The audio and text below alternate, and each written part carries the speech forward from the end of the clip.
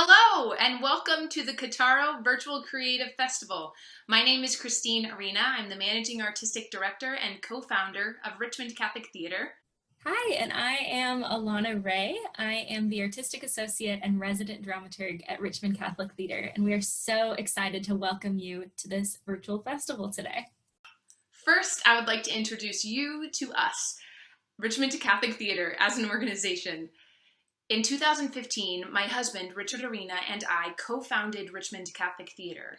Our hope was to create a theater company that was the intersection between art and faith and how those two things work together, and bring the community as a whole into a dialogue about the dignity of the human person, and in particular about the dignity of work. Typically, we produce regular theatrical productions, but in this moment of lockdown, we had a different idea. An idea for this virtual creative festival. So what you're participating in today really showcases the fruits of that vision. We put out a call to artists all over the country, asking them to meditate on the theme of what it means to wait. For many of us, our careers, especially as performers, have been put on pause. And so we asked artists to think about this time of waiting and to share with us moments of hope that they found in it through the various creative mediums that they've used. And today you will actually see a lot of different mediums. We have visual art, dance, theatrical performance, spoken word, music, and mixed medium, all participating in this festival and reflecting on this idea of waiting, because Kataro is actually wait in Aramaic. Aramaic being the language that Jesus spoke. We're so excited to get to support these artists by showcasing their work, but we would also like to invite you, our audience, to continue to support them. If this festival brings you peace and hope like it has done for Christine and I in putting it all together, we would invite you to please look below at our donation link and consider contributing to our Kataro Grant Fund. All donations will go directly to the artists we have showcased in this today. And since we are a nonprofit organization, all donations will also be tax deductible. Alana and I, like we said earlier, will be your hosts for this festival, but there actually will be one other host. One of our board members, Dan Harms, will also be hosting and introducing some of these artists and their work today. You may be familiar with Dan Harms if you follow Catholic speaker and Catholic musician circuits, especially the Steubenville speaker circuit. He's a member of Popple Music. He is also a dedicated family man and a member of our board of directors, as I already said. But it was actually his idea to do this theme of waiting. And as we said earlier, Kataro in Aramaic means wait. We imagine that Christ would have said this to the disciples when he went into the Garden of Gethsemane, and that is what we are doing now, is waiting. So, Dan will actually be the one to introduce the first artist and their work, and then we'll meet you back here after that piece of art. Thanks for joining us and enjoy the show. My name is Dan Harms. I am a member and a board member of the Richmond Catholic Theatre, and I am so thankful to be here with you. It's my honor to introduce you to the next piece, and that is from an artist named Kay Darling. And this piece really stood out for me because it is a graphic still piece, and I love the imagery of it. It's got a tremendously strong image of Mary Magdalene before the tomb.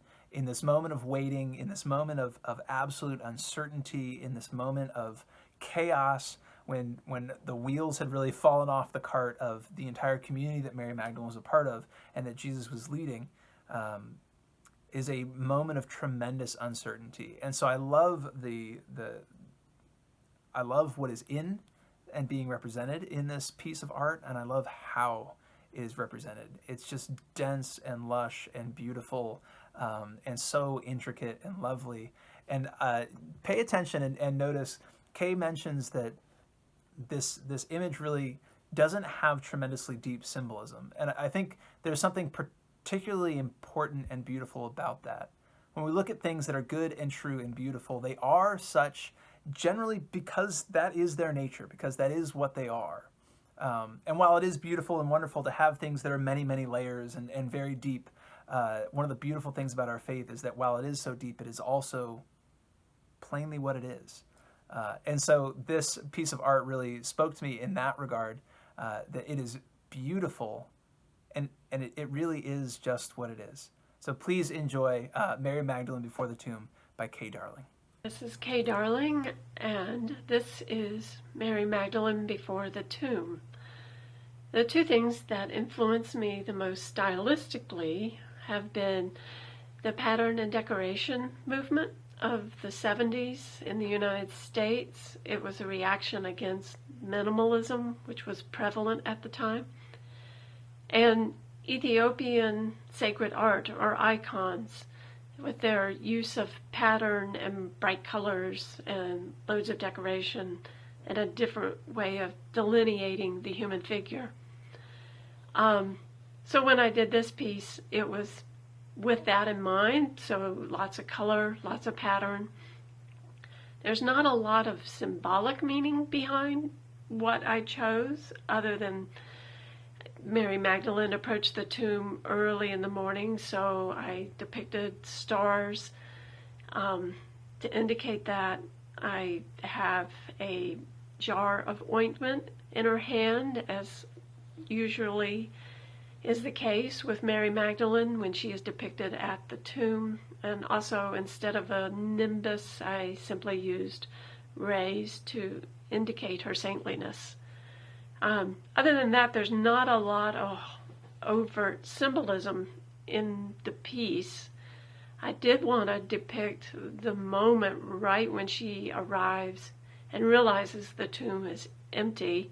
And I thought that was kind of appropriate this year during the pandemic, because like Mary Magdalene at this moment, so many of us don't know what is happening and what is going to happen, and we don't know how it is going to end up.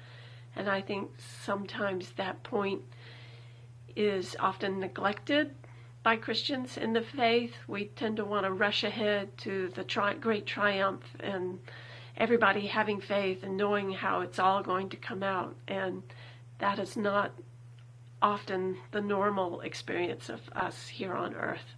The next piece that we have for you in the festival is an original dance piece by Olivia Mayoros.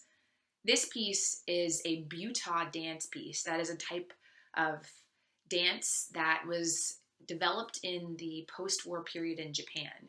It focuses on slow movements, not often talked about subjects, and sometimes grotesque images to really evoke this sense of being present in this space, not trying to fix something to make it more one way or another. This piece is called First Snowfall in the Garden of Eden, and Olivia talked about how this piece is something she wants to emphasize in this piece is how we can't make the waiting go faster. We must sit through that waiting all the way through in order to get to the other side. It evokes the idea of the second coming and the necessity to wait for Christ to come in his own timing. There are a couple of people she wants to thank with this piece. This music that you'll hear accompanying the dance is called Lin Mat. It's an original composition and performance by Balmorier, and the videography is by Benjamin Bratton. All poetry, costume design, and choreography are composed and performed by Olivia Mayoros. So please enjoy this performance of First Snowfall in the Garden of Eden by Olivia Mayoros.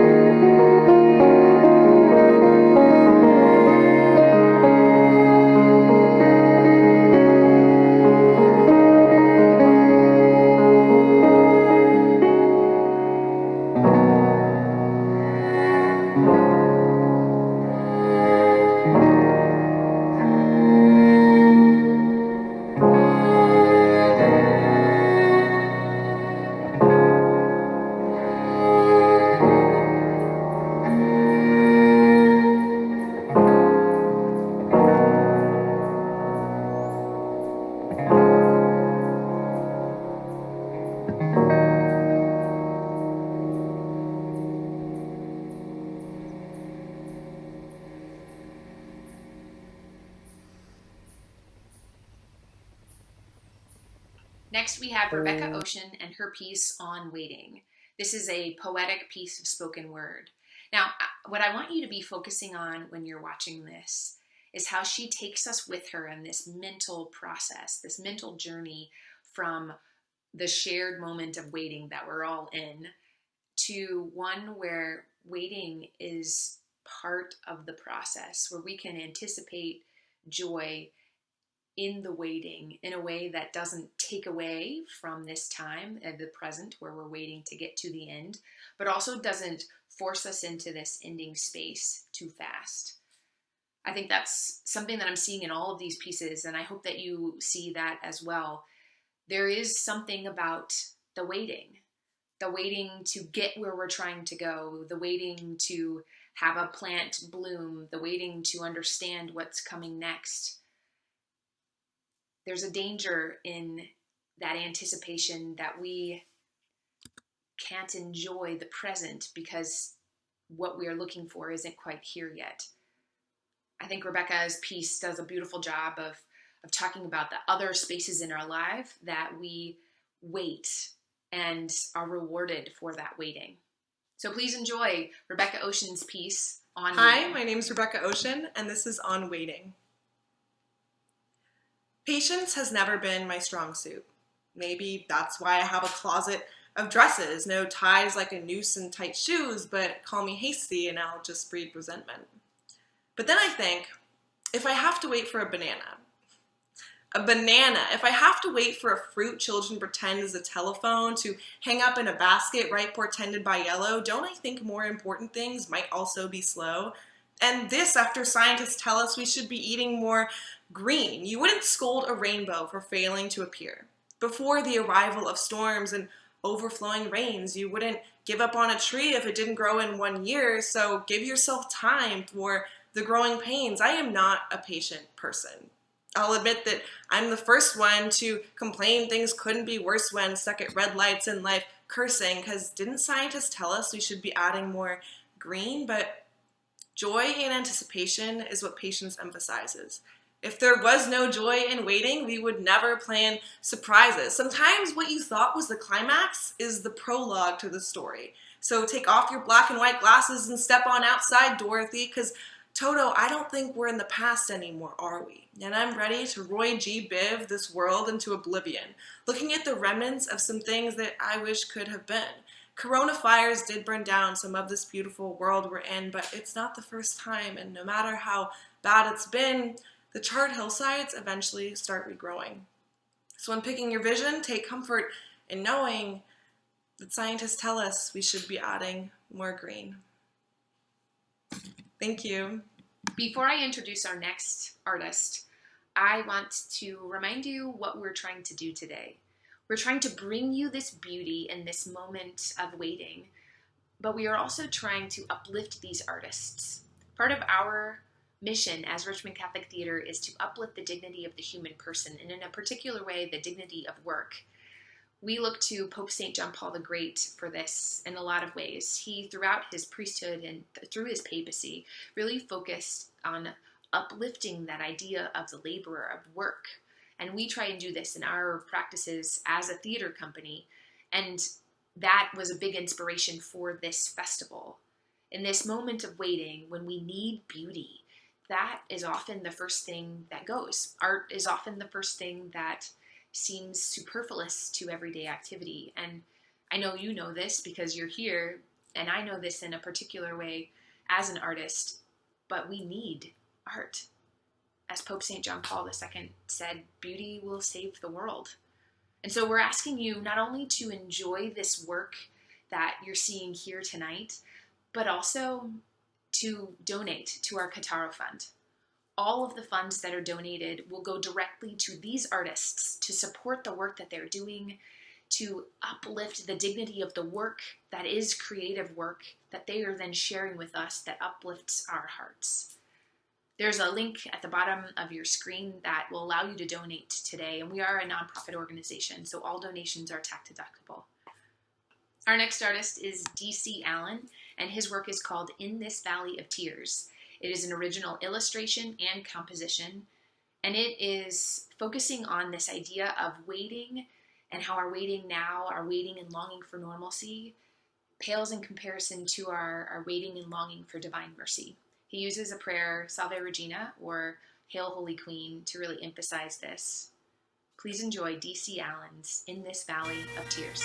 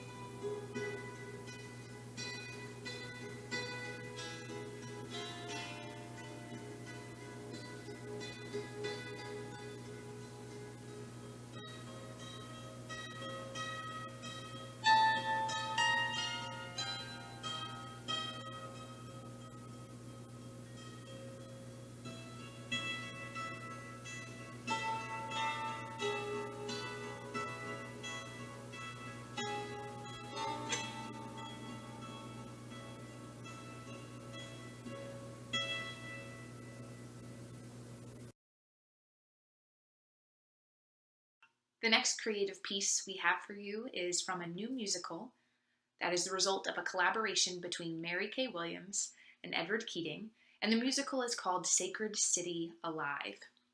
The song you will hear and see is one called What Will I Do Now? And something that I like about this piece is that the subject, the main singer, the main vocalist, the character you will hear is actually experiencing something pretty similar to what we have been and may continue to be experiencing. She's in a forced lockdown that has stopped the work that she had been doing as a professional. And now she is contemplating, what should I change when things go back to normal? And so I encourage you during this piece to listen to the lyrics and how the music goes with those lyrics, but in a particular way, how they can speak to your response to this lockdown. Isn't it so true that we just keep on keeping on until something stops us? I know that's true for me. And then once we've been stopped, we actually can look around and see, maybe there's something that should change. So I hope you enjoy this next piece called What Will I Do Now? And the music is by Edward Keating, and the lyrics are by Mary Kay Williams.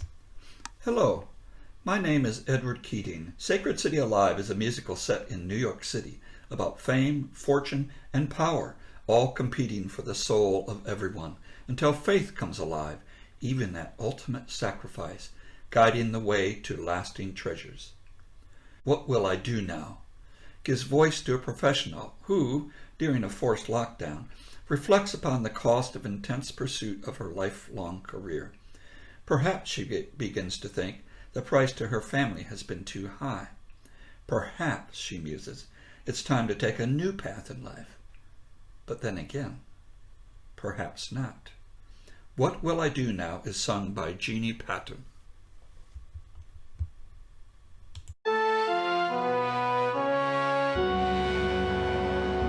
Ancient Chinese riddle, what you have when you begin, but lose on the way, then find at the end when you give it away.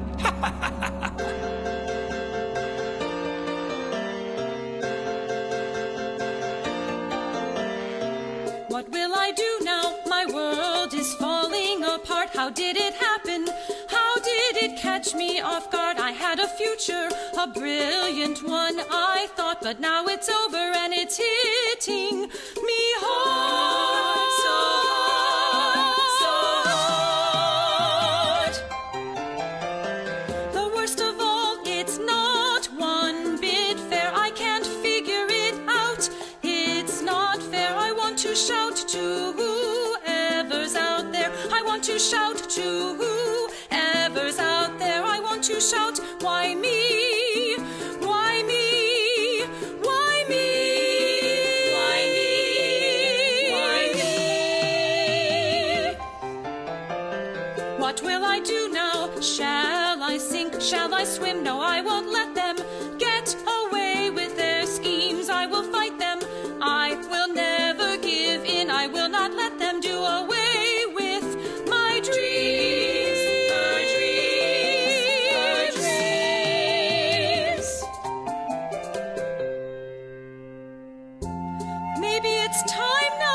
to go it alone. Maybe it's time now to seek out a friend. Say a prayer now, perhaps change my tone. Even dare to bend. Don't be afraid of the road ahead. Turn over a new leaf and forge ahead. Listen to my instincts, why waver instead? Step out, be brave, and yet I've spent a fortune in time and sweat, building my career at great expense. Don't be foolish, push back, stand fast, show a little backbone and grit.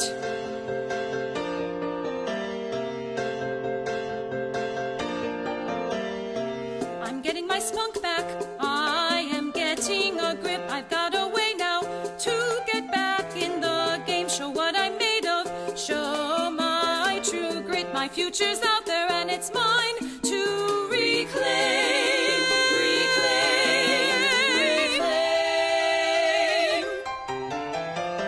Another challenge. I'm determined to win. I'll give it all I've got till I'm back on top. Then I'll say with a cheeky, mischievous grin. Then I'll say with a cheeky, mischievous grin. Why me? Why me? Why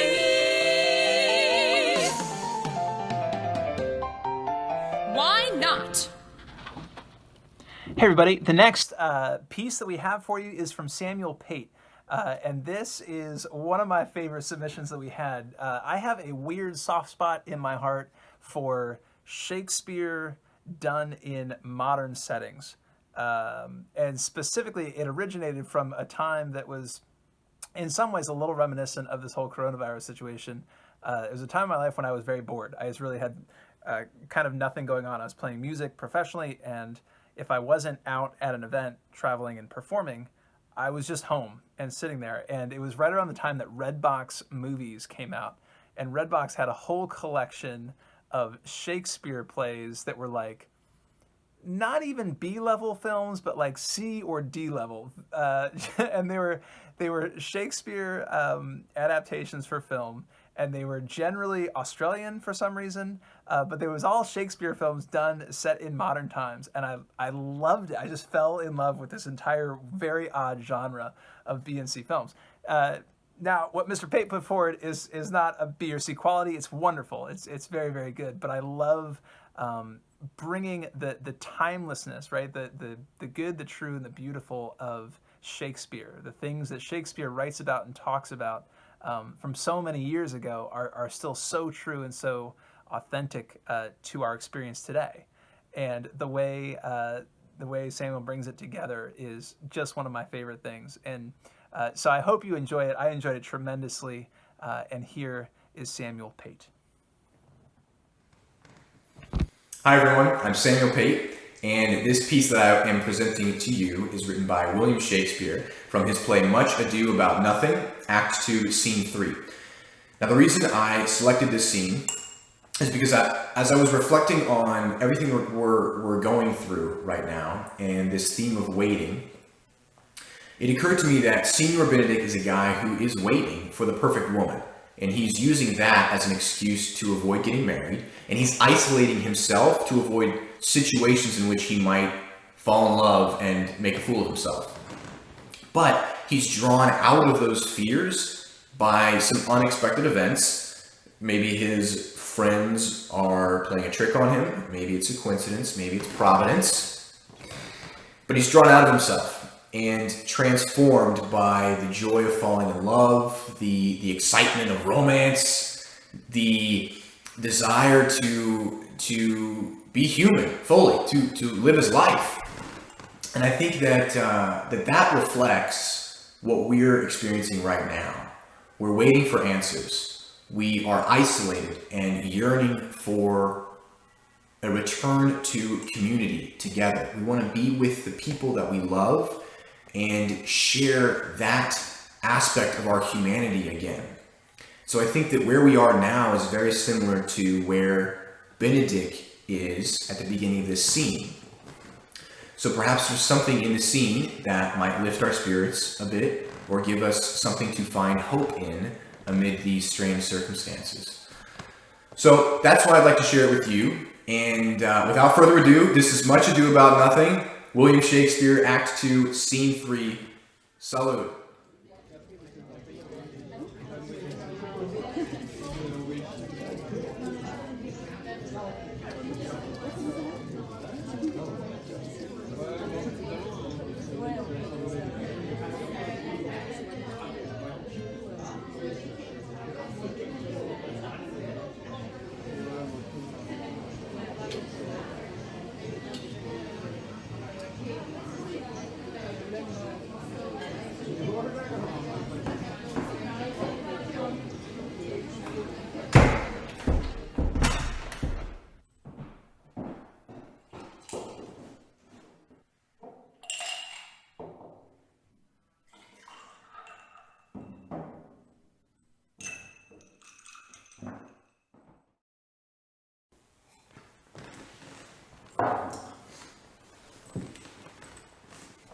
Claudio, where are you at, bro? Martinis are ready.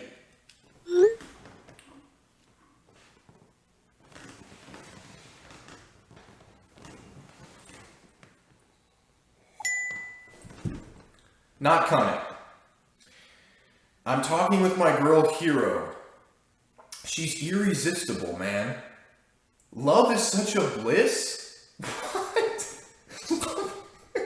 You know, oh my. I do much wonder that one man, seeing how much another man is a fool when he dedicates his behaviors to love, will, after he hath laughed at such shallow follies in others, become the argument of his own scorn by falling in love.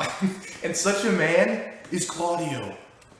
Oh, I have known when he would have walked 10 miles afoot just to see a good armor. And now what? He'll lie 10 nights awake carving the fashion of a new doublet? Come on, guy.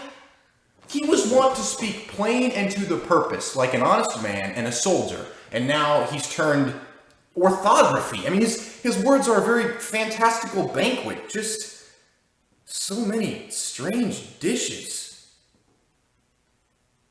May I be so converted and see with these eyes? I cannot tell, but I think not. I'll not be sworn, but love may transform me to an oyster. But I'll take my oath on it. Till he have made an oyster of me, he shall never make me such a fool. No. See, one woman is fair, yet I'm well. Another is wise, yet I'm well. Another is virtuous, yet I'm well. But till all graces be in one woman shall not come into my grace.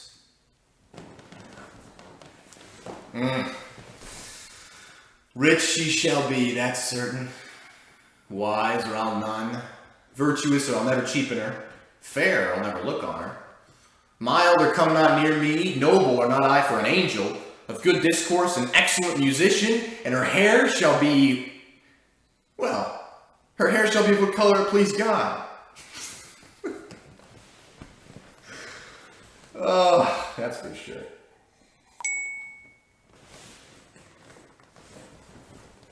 Ah! Hero's left her phone here. Wait, what is this? From Don Pedro, what was it you told me of today that your niece Beatrice was in love with Signor Benedict? What? Well, that's... From Claudio, oh, I never did think that lady would have loved any man.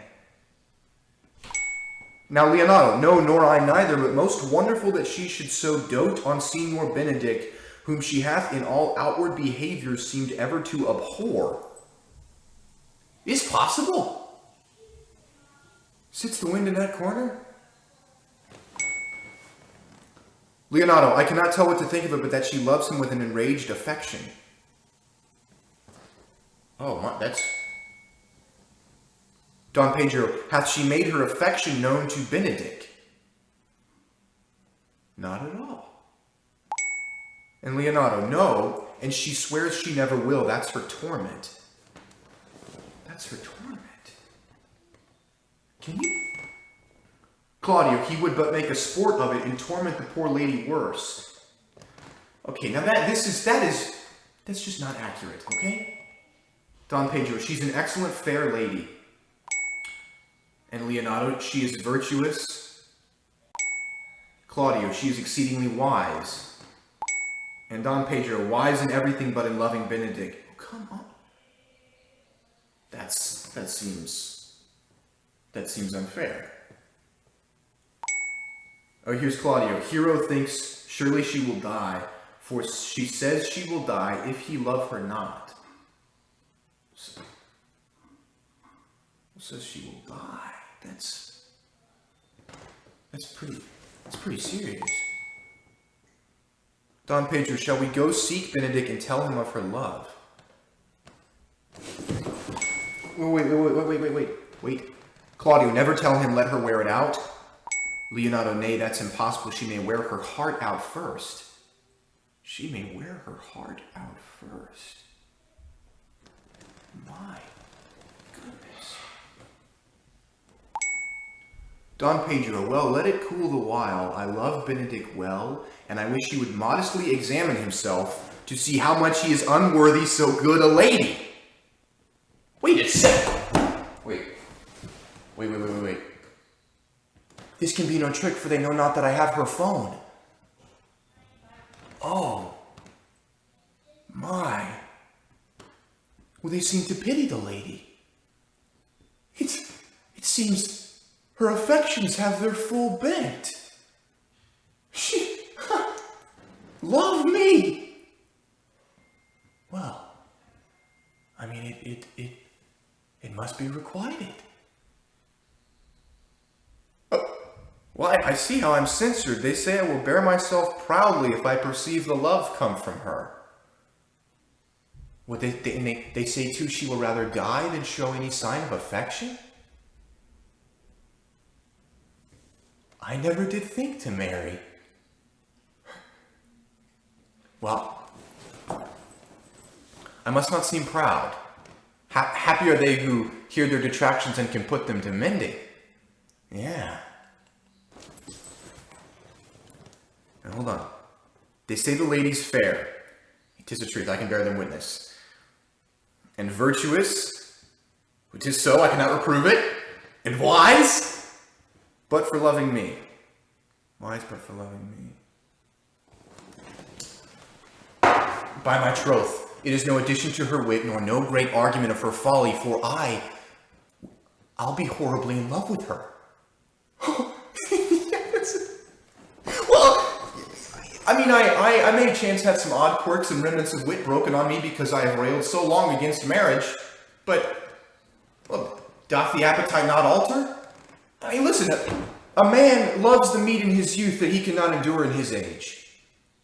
Shall quips and sentences and these paper bullets of the brain awe a man from the career of his humor? No. The world must be peopled. That's right. Now, when I said I would die bachelor, I did not think I should live till I were married. I'll tell you that. Again? Oh, wait. Oh, by this day, this is her. Oh, she's a fair lady. Against my will, I am sent to bid you come in to dinner. Well, I do spy some marks of love in this message. Okay. Fair Beatrice, I thank you for your pains.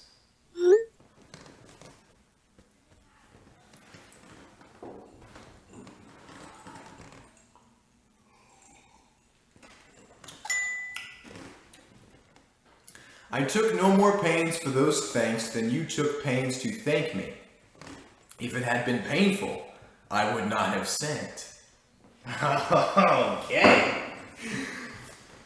You take pleasure, then, in the message.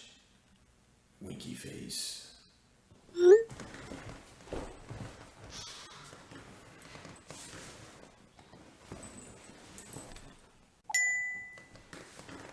Yea, just so much as you may take upon a knife's point. Oh. You have no stomach, Signor. Fare thee well. Well, don't mind if I do. Against my will, I am sent to bid you come in to dinner. Well, there is a double meaning in that.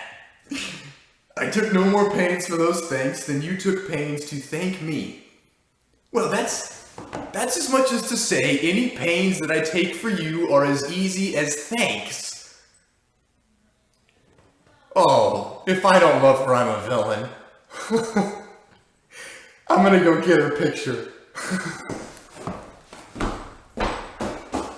Wait. Don't tell her I know, okay?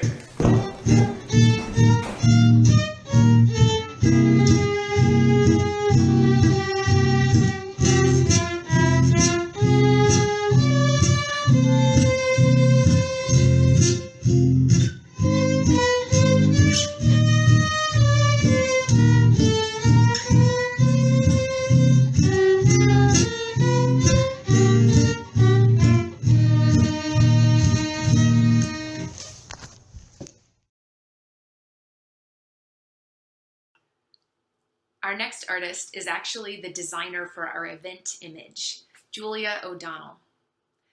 In addition to doing our beautiful image for this festival, she also submitted this work on waiting that I think you're really going to enjoy. Her title for this work is called Waiting, and she actually will introduce it for you. Please enjoy Julia O'Donnell, Hey, Waiting. my name is Julia O'Donnell, and I made the short film Waiting for the Kataro Arts Festival. I was actually inspired by a conversation with the founder of Richmond Catholic Theatre. Christine and I were working on cover art for the festival, and she had talked about hourglasses for waiting. And so originally I had worked on an hourglass for the festival. And both hourglasses in the short film were samples that I made for her, but then we ended up deciding to do the waiting room, which I thought was really beautiful, and it was inspired by a beautiful story by her. But I kept thinking about the hourglasses, and I just felt like they were meant to go somewhere. And we had talked about how the first hourglass felt kind of dark and foreboding, and it felt like, yeah, just dark and foreboding. It felt hopeless. And then the second one was my joyful version. So I had this idea to kind of give a sense of how we feel dark and foreboding, but that it can move to hope. And so that was kind of where the idea for waiting came from, and it kind of pieced together. And I think it has a lot of meanings because there is kind of a little bit of a dark sense to it, my husband kind of talked about life and death kind of, so there can be a lot of different meanings to it, but that's where it came from. So thank you for watching. I really appreciate it. Bye.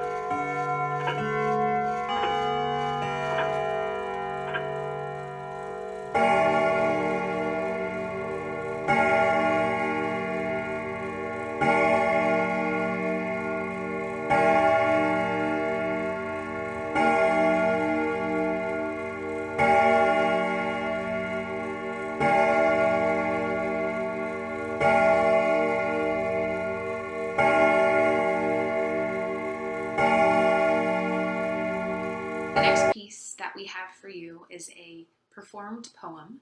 The poem is by Mary Kay Williams, and the artist who will be performing it is Tony Q. Cobb.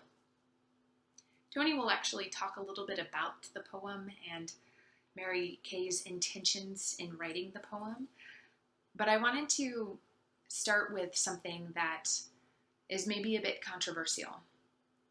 One of the threads that runs through this poem is the idea of breath. In the Catholic Church, we see breath in a particular way from the first breath that God breathed into Adam and Eve, from our own first breath, from his last breath on the cross, from the breath that was breathed upon the apostles on Pentecost, this day, thousands of years ago. But I can't help but think about George Floyd's breath, and how in this moment of fear and waiting and confusion and hurt that seems to be a collective experience because of this public health crisis, we're still called to justice. We are still called to be our brother's keeper and remember that breath is sacred and that breath is a gift from God and it is not ours to take from someone else. Again, what I love about this piece that you're about to hear and see is how the simple yet profound act of breathing is a through line.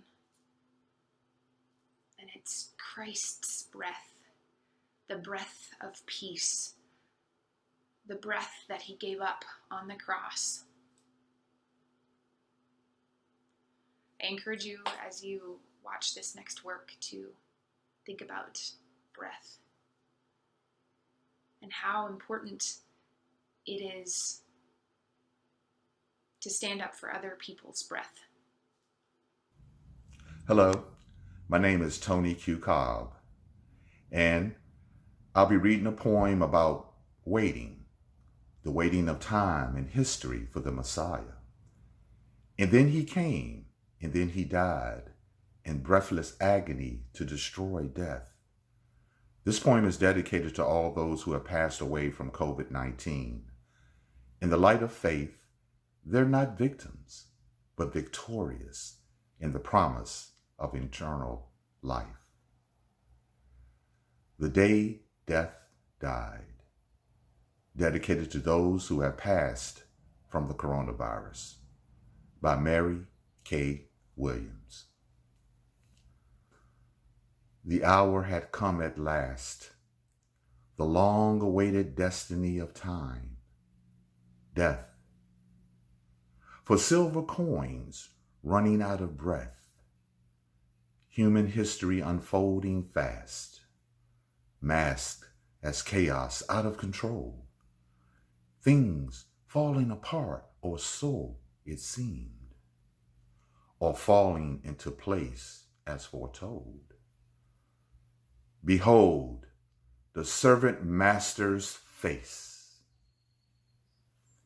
His was a wretched death. If pain and lack of breath were not enough, hard handling from tough as nails Roman guards, the crowd's curse as he was lifted up. If all that weren't enough, the sheer indifference of passerby filled the cup of agony. He drank, crying out, "I thirst." He couldn't breathe. Two thieves hung with him on the right and left. His clothes were stripped, and his face dripped with blood and sweat. Blood and water pouring out like a lamb in slaughter. A different glory than the first with Moses and Elijah on the mount. This was triumph.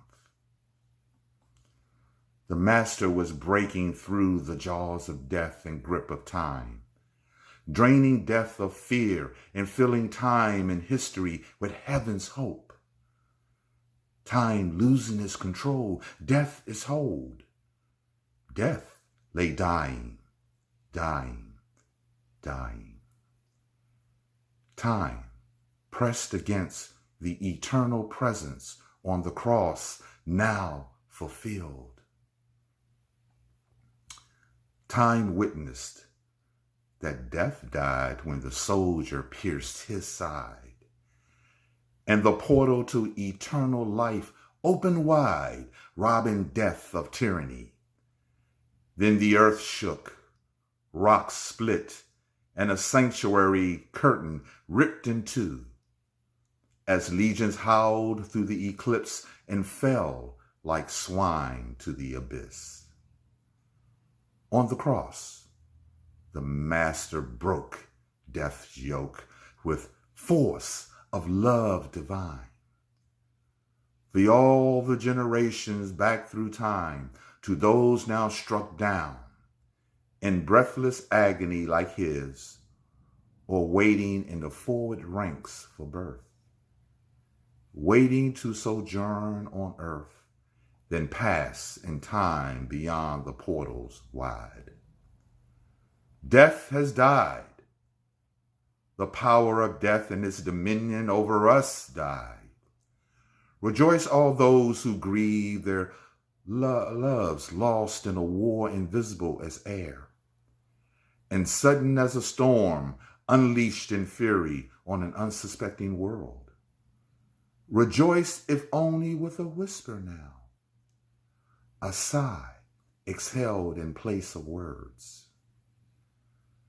The servant master triumphed over death, though his disciples then would run, denying fear and questioning their hearts, was it for naught? So he returned to them through doors locked because they were in fear. He showed his hands, his pierced side. Peace be with you, he said. Peace be with you. And then he breathed on them. He breathed on them and gave them greater life. Thank you.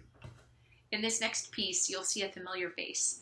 Samuel Pate actually had 2 different monologue pieces in this festival, and we wanted to separate them in a particular way because of the content. Now, this piece is not a Shakespeare. It's from Anton Chekhov's Uncle Vanya. It's among the last few lines of the play.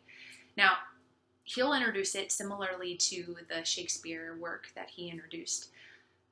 But I wanted to comment on how this beautiful arc is taken by this character. How the words that this character is expressing, really, you can watch how they affect the way he processes the next piece of information. And even though things are not the way that they had hoped or how they wished things could be, there is profound hope. And there is real joy in that anticipation. So, it's my pleasure to introduce Samuel Pate and his piece from Uncle Vanya by Anton Chekhov. Hi everyone, I'm Samuel Pate, and with everything going on right now, as an actor, I am at a loss of what to do. It's really easy for me to start to worry, to fall into the anxiety, the despair of this situation, just waiting for answers that seem like they're never going to come. And then I came across this monologue, and I found a lot of solace and hope in these words, and that's why I want to share it with you. It was written by Anton Chekhov at the end of the 19th century, but even though it was written so long ago, it feels like it was somehow meant for us in this exact moment. He writes beautifully about embracing uncertainty, suffering with dignity, and finding hope in the life to come. I simply want to share these words with you, and perhaps offer to you some of the comfort that these words gave to me. So, here we go. Act 4 of Anton Chekhov's Uncle Vanya, the last lines of the play.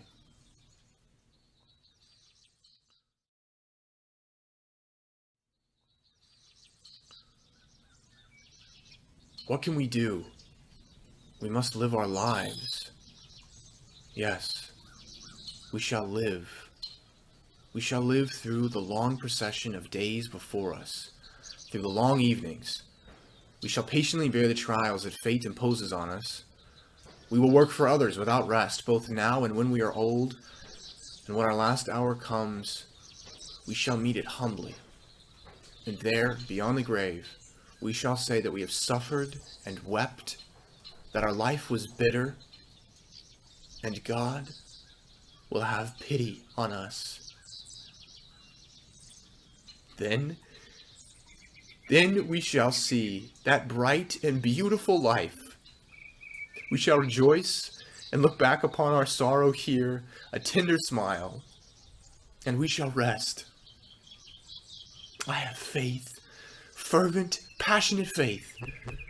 We shall rest. We shall rest. We shall hear the angels. We shall see heaven shining like a jewel. We shall see all evil and all our pain sink away in the great compassion that shall enfold the world. And our lives will be as peaceful and tender and sweet as a caress. Oh, I have faith. I have faith. You have never known what happiness was, but wait. Wait. We shall rest. We shall rest. We shall rest.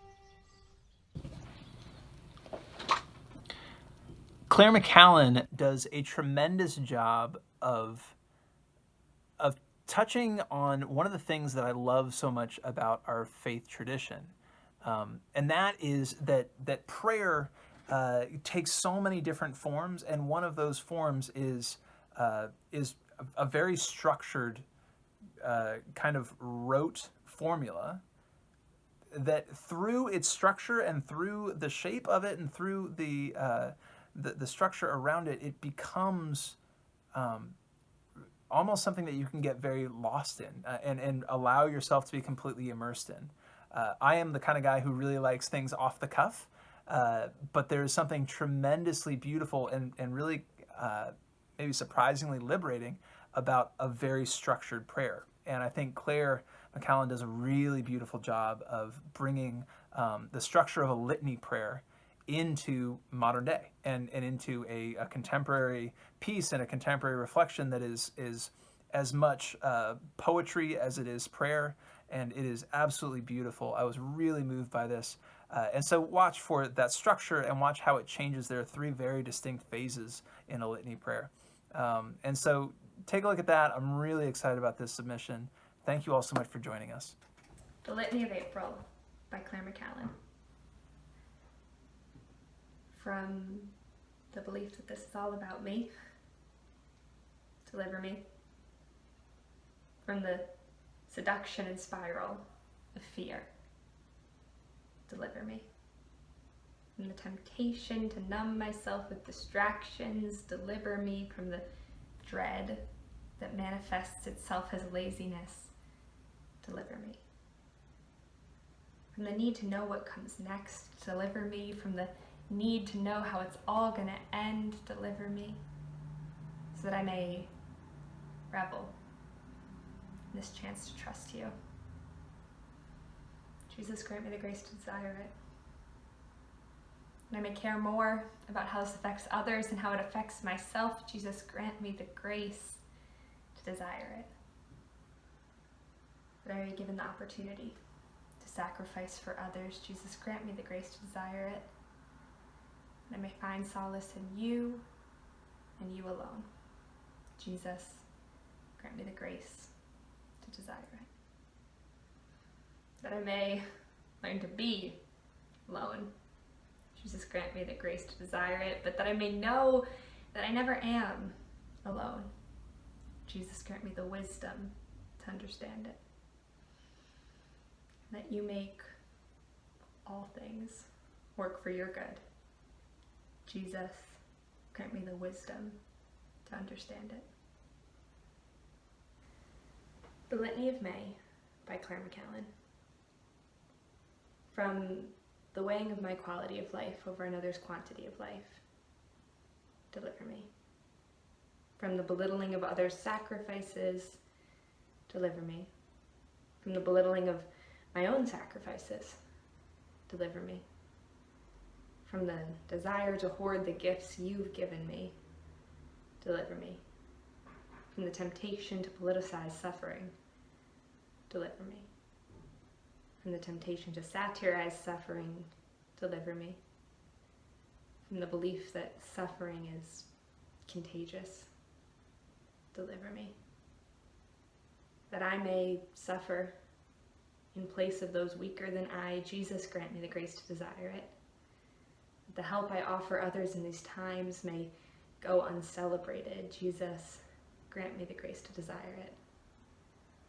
That I may realize how little I truly need, Jesus, grant me the grace to desire it, but that I may realize how desperately I need community.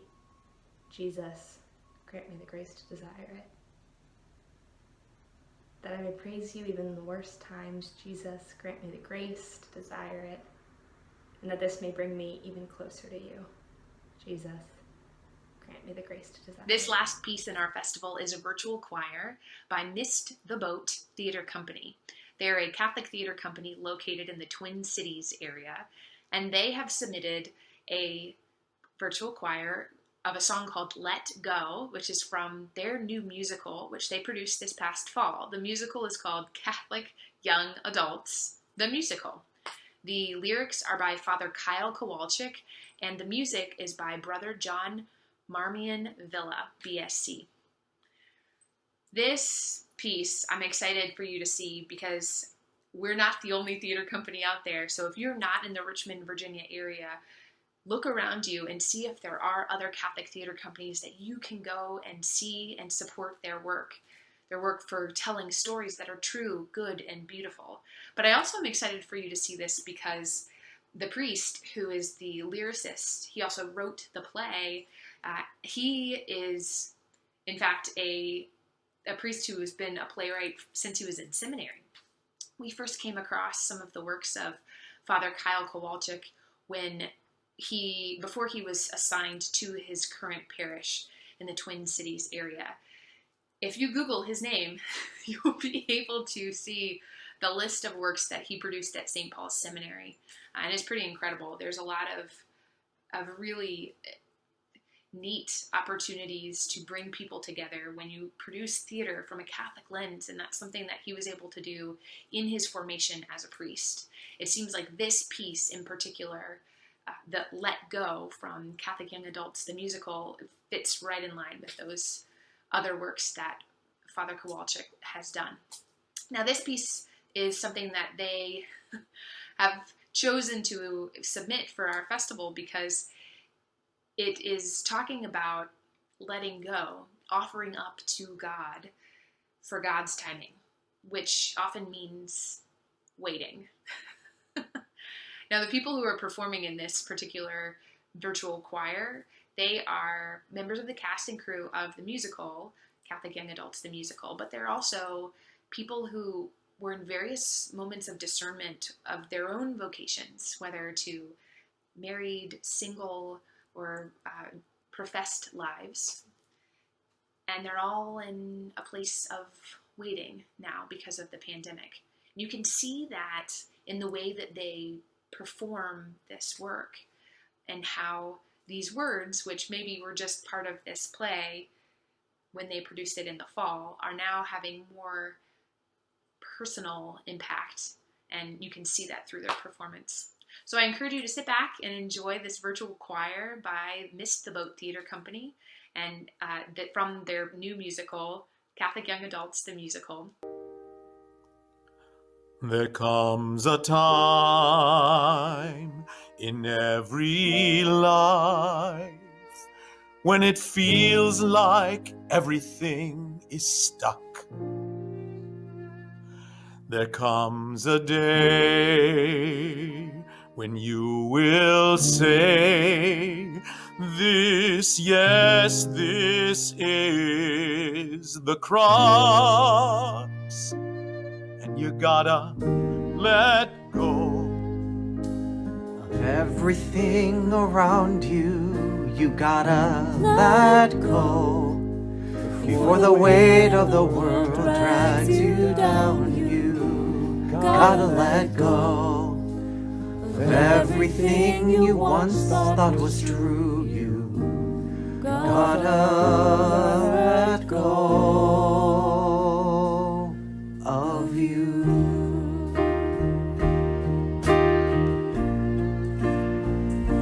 This is the time in my own life when it feels like everything is stuck. This is the day when I will say, this, yes, this is the crux. And you gotta let go of everything around me. I gotta let go. For the weight of the world drags me down. Gotta let go. Everything I once thought was true. Gotta let go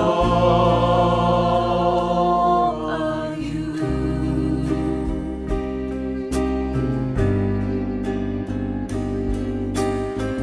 I'm letting go of my feelings. I'm letting go of figuring it out. I'm letting go of my own desire. I'm letting go of fear and doubt. I'm letting go.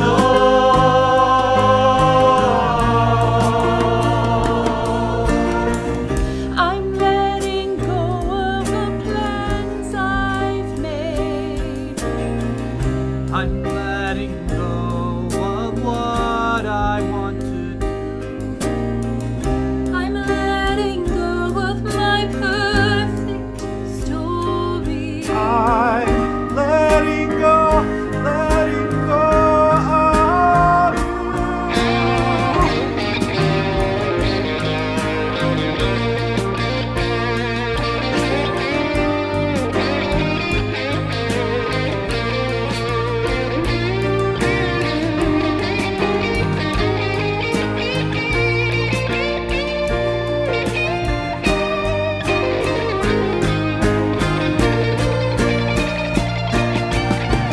I'm letting go of tomorrow.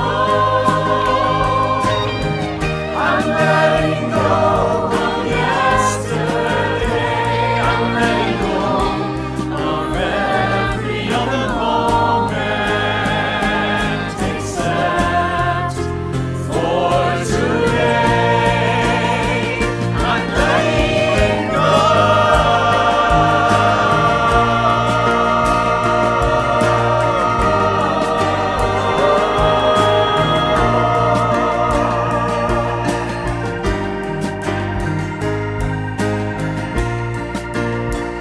I'm letting go.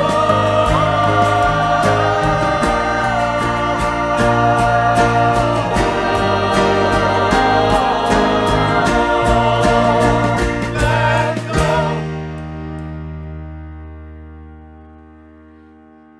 There comes a time in every life when it feels like everything's stuck.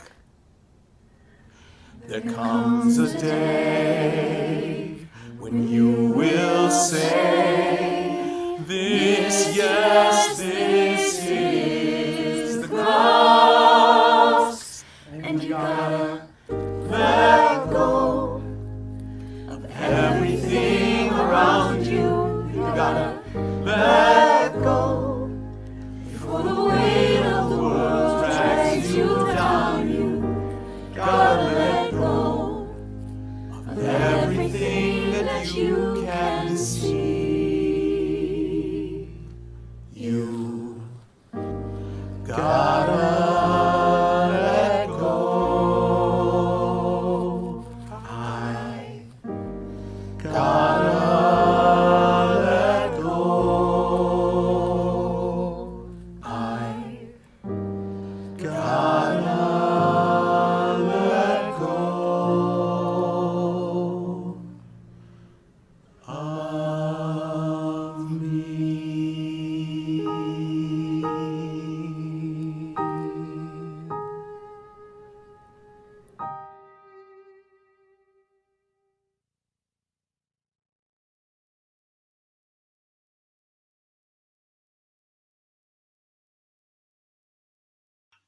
And that is the Kataro Virtual Creative Festival. Thank you so much for joining us. I hope you enjoyed it as much as we did.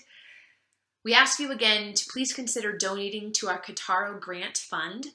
As we said earlier, all donations to this fund will actually be given directly to these artists whose work was showcased tonight.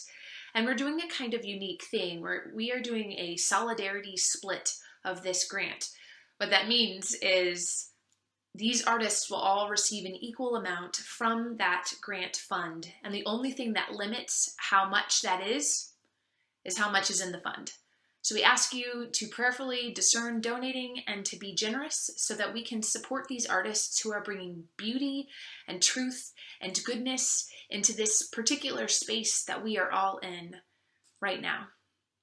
Great. And that grant fund is going to be open until June 15th. So even if you can't give tonight, please consider giving in the next couple of weeks. So we're so blessed for all of our acts. We're so grateful that they shared their time and their talent with us to entertain us and bring us a little bit of hope and peace during this time. We'd also like to thank everyone else who's supported us in this endeavor. We couldn't have done it without the following people: Emily Ricci with Gloria Marketing, Dan Harms, and the rest of our board, all of our donors who have already contributed to this fund, and a few other members of the Richmond Catholic team like Jeffrey Zokel, Richard Arena, and just everybody else who's contributed to this wonderful, wonderful festival that we're so proud of and so happy that we got to share with you. We're thrilled that you're here. Thank you so much for joining us.